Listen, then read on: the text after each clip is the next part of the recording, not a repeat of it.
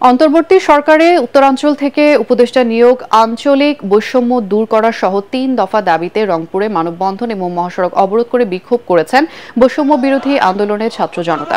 রংপুর প্রেসক্লাবের সামনে জড়ো হয়ে মানববন্ধন করেন তারা। মানববন্ধন শেষে মিছিল নিয়ে নগরী মডার্ন মোড়ে গিয়ে রংপুর দিনাজপুর মহাসড়ক অবরোধ করেন বিক্ষুব্ধরা। এ সময় প্রায় আধা ঘণ্টা সড়ক অবরোধ করে রাখায় দুপাশে দীর্ঘ যানজট তৈরি হয়। এতে দুর্ভোগে পড়েন বিভিন্ন যানবাহনের যাত্রীরা। অবিলম্বে দাবিগুলো না মানলে বৃহত্তর আন্দোলনের হুঁশিয়ারি দেন ছাত্র জনতা।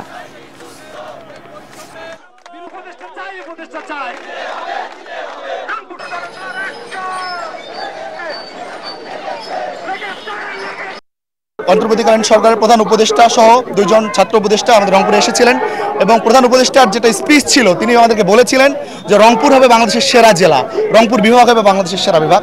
কিন্তু সেই কথার প্রেক্ষিতে যে কাজ হওয়া দরকার তার কোনোটি এখন পর্যন্ত আমরা দেখছি না।